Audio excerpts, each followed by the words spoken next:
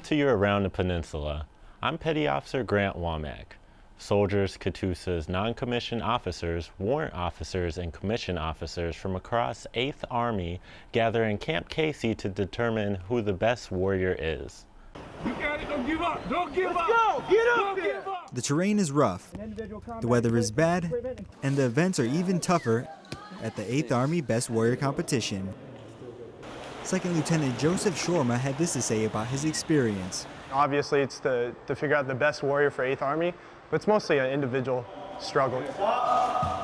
You know, trying to figure out where I am physically, mentally, and spiritually, and it's a great opportunity to test all of those parameters. For some, like Staff Sergeant Kevin Davis, this competition is about leading from the front. Come on, come on. As a leader, I think it's important for me to be here because I always challenge my soldiers. So I show them that I'm also challenging myself. And the only way to improve is just keep on practicing. Get set, begin. After completing a variety of events, such as a functional fitness test, land navigation, and a stress shoot, Chief Warrant Officer 2 Greg Swanson was left with this overall impression. I mean, it's everyone trying their best to accomplish a mission, whether it's competing against each other or competing with each other to do certain tasks. That's what the Army's all about. These elite soldiers not only represent themselves, but their units as well. They are the reason why 8th Army is strong and getting stronger. Army Sergeant Anthony Alcantar, Camp Casey, Korea. The winners from the event's soldier and non-commissioned officer categories will continue on the Army Best Warrior competition. The 35th Air Defense Artillery Brigade has been protecting skies all over the world since 1918. Staff Sergeant Darren Murphy takes us to the heart of the Dragon. With a history that spans just shy of a century, the 35th Air Defense Artillery Brigade has worked hard to protect the skies over American and Allied forces. So the mission of the 35th Air Defense Artillery Brigade is to deter, and if deterrence fails, to defeat against surveillance, aerial, and missile attack against Combined Forces Command critical assets throughout the peninsula. The ADA uses Patriot missile systems to help protect joint forces in Korea.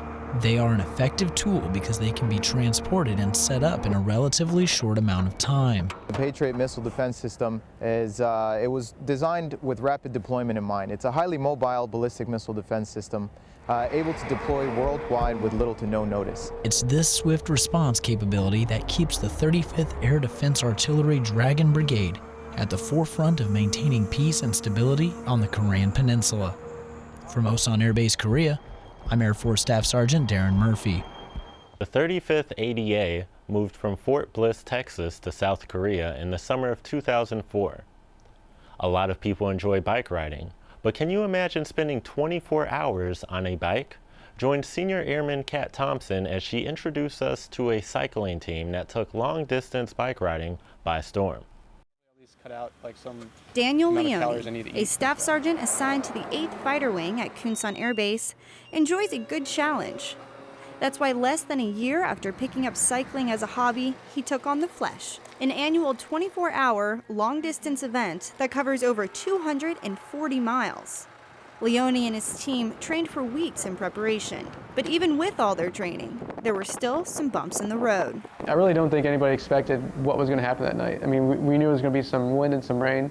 Certainly nobody expected that it was going to be as crazy as it was. The weather became so severe, the team didn't know if they would finish on time or at all.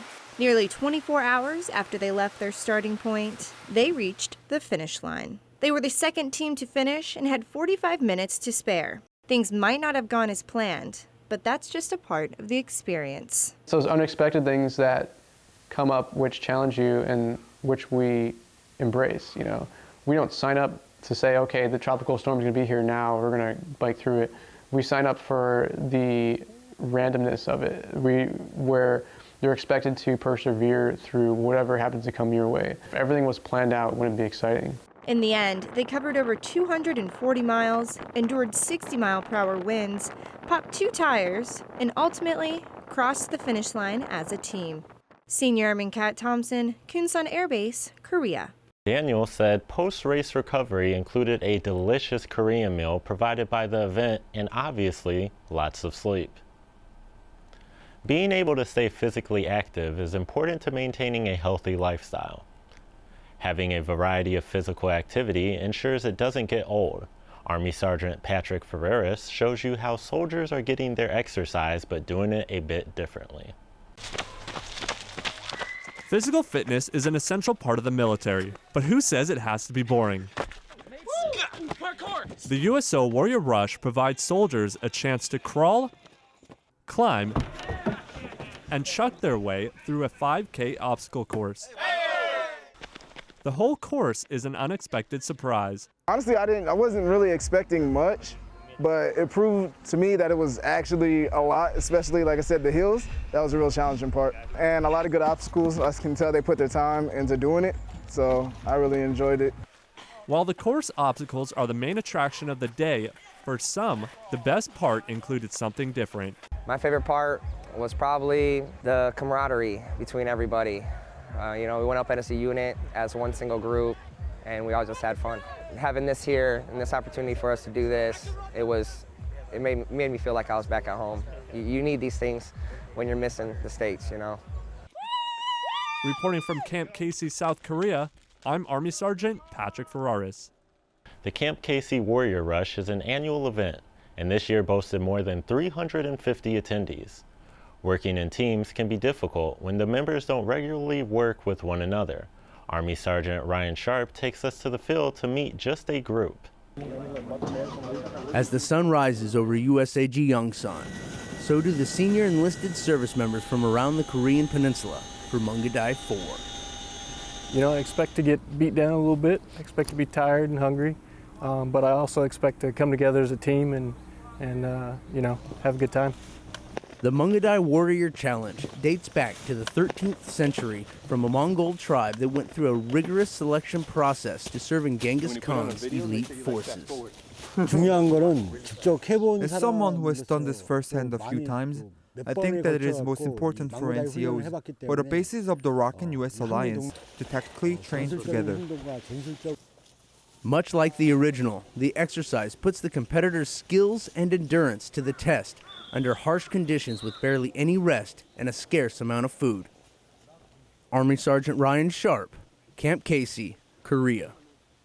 This is the fourth time ROK and U.S. forces have worked shoulder to shoulder to compete in the Mungadai Challenge. A leisurely stroll through the woods can set a person at ease. Army Sergeant Ryan Sharp takes us on a walk that does the opposite. After receiving their marching orders and additional equipment, 3 platoons of Mungadai warriors set out for their first objective. Well, we have 9 checkpoints that we have to get to, and we've just been working our way through all of them, trying to get to the 9th. I think we're almost there right now, so that's the objective right now. After that, I have no idea. To work through the checkpoints, the competitors must move as a unit through not only wooded, steep terrain, but cultural and language barriers as well. It's been difficult trying to communicate with the language barrier, but we're trying everything we can, hand signals, pictures, drawings, everything like that to make sure we're all on the same page. Primarily going after the single building, turning the left into the compound, and assaulting. With the mission brief complete, it is time to move in and assault on the enemy compound. With the enemy threat eliminated, the teams regroup to move on to the next objective. Army Sergeant Ryan Sharp, Camp Casey, Korea. Training exercises like Mungadai continue to strengthen and build on the ROK and U.S. alliance. That was your Around the Peninsula for this week. To see these stories and others, go to the AFN Pacific website or view them through the AFN Pacific app. From all of us at AFN, enjoy your evening.